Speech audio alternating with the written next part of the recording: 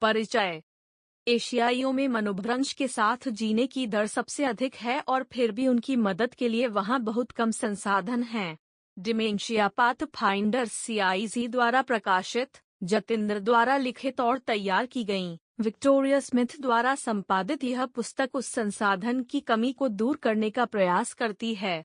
कुछ छवियां जतिंदर के अपने जीवन के अनुभवों पर आधारित हैं।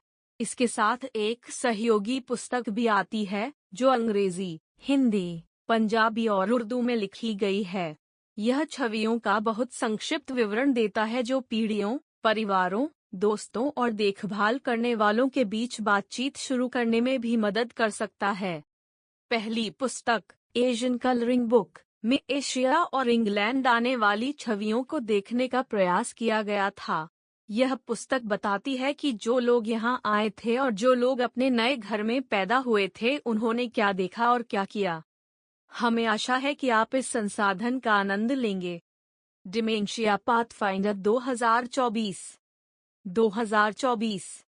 www.dementiapathfinders.org Sick. info@dementiapathfinders.org 23 433 2 easy Maker। बस। कई एशियाई लोगों के लिए बस चलाना एक सामान्य व्यवसाय था। बसों के किनारे अक्सर विभिन्न चीजों के विज्ञापन वाले बोर्ड लगे होते थे। मैंने पैन एम का चित्रण किया है क्योंकि मेरे माता पिता इंग्लैंड में बसने के बाद भारत आने के लिए पैन एम का इस्तेमाल करते थे और वे कभी कभी मेरे लिए उपहार लाते थे जो उन्हें हवाई जहाज में मिले थे।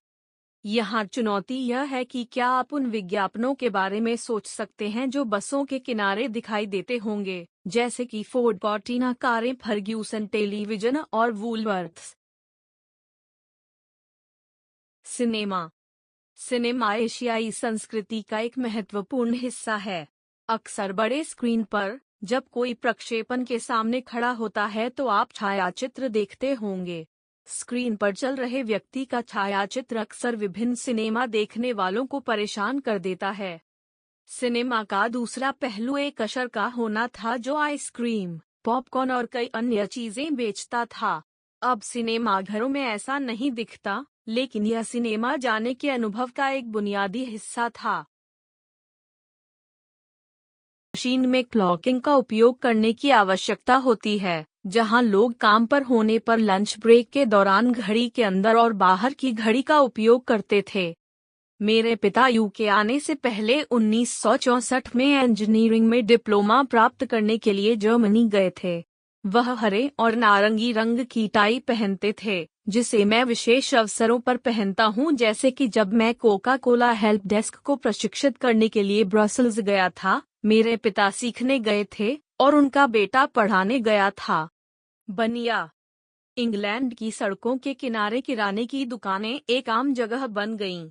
कई एशियाइयों द्वारा चलाए गए थे।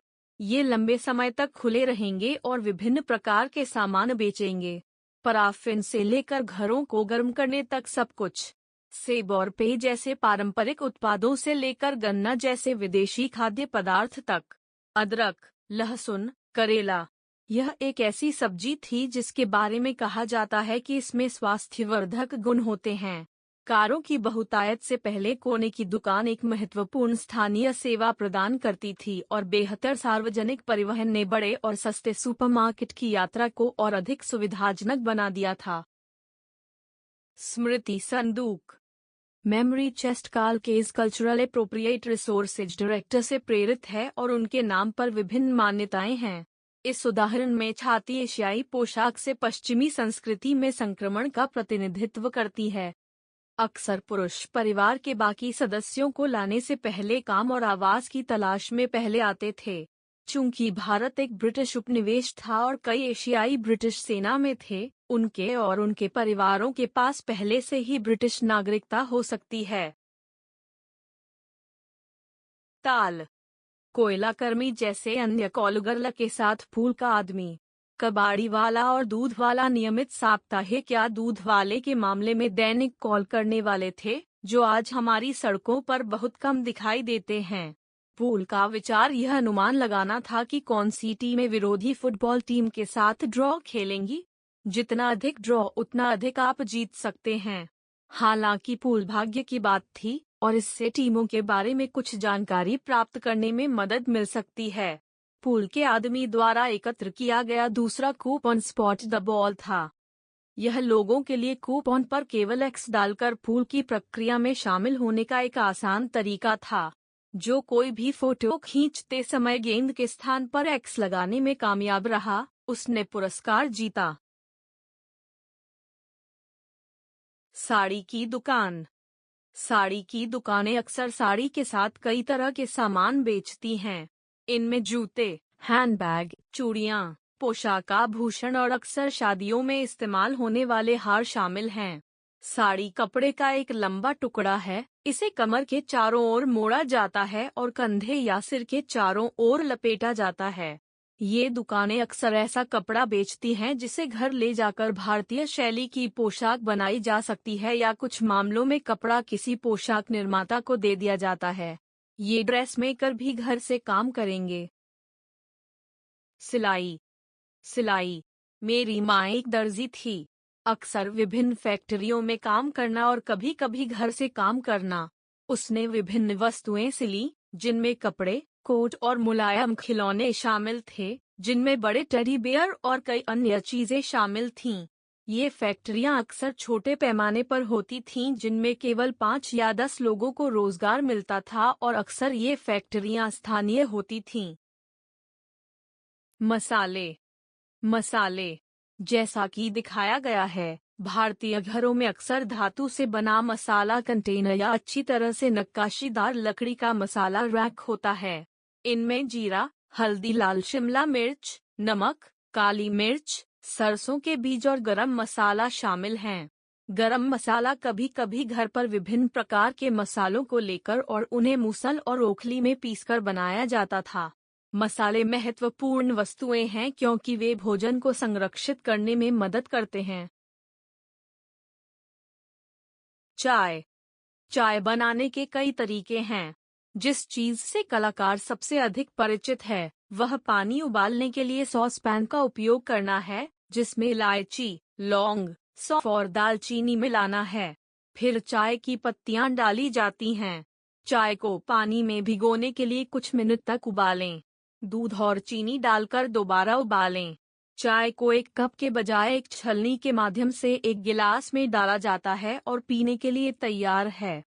चाय में ढोकला जैसे व्यंजन, बेसन और मसालों से बना एक स्पंजी भाप से पकाया हुआ पीला व्यंजन, समोसा और बर्फी, दूध से बना और गुलाब जामुन जैसे मीठे व्यंजन शामिल हो सकते हैं।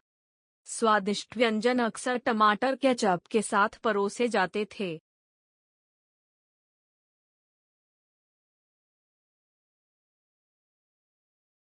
दूल्हे और दुल्हन की क्लासिक पोज में तस्वीरें ली जाती हैं। दूल्हा नीचे बैठा है और दुल्हन उसके बगल में है। भारतीय शादियों के दौरान अक्सर दूल्हा भारी काजल लगाता है। इसे बहनों, चचेरी बहनों या परिवार की अन्य महिला सदस्यों द्वारा लागू किया जाएगा। यह बुराई से बचने के लिए है। दुल्हन का चेहरा अक्सर उसके सिर के घूंघट से ढका होता था। आमतौर पर शादी के बाद भाई भाभी, चचेरे भाई बहन या परिवार के पुरुष सदस्य उसका चेहरा दिखाने के लिए उसे भुगतान की पेशकश करते हैं, जो पहली बार हो सकता है कि परिवार वास्तव में दुल्हन का चेहरा देखता है। कुश्ती। कुश्ती कई एशियाई लोगों के बीच एक बहुत लोकप्रिय खेल है। वर्ल्ड ऑफ स्पोर्ट कुश्ती देखने के लिए परिवारों का शनिवार शाम 4 बजे टेलीविजन के पास इकट्ठा होना आम बात थी। इसमें कई भड़कीले किरदार थे और एक समय विश्व चैंपियन दारा सिंह भारत से थे। कुश्ती इतनी लोकप्रिय थी कि उन्होंने लाइव इवेंट आयोजित किए। स्थानों में बर्मिंघम में द डिग्बेथ सिविक सेंटर शामिल है।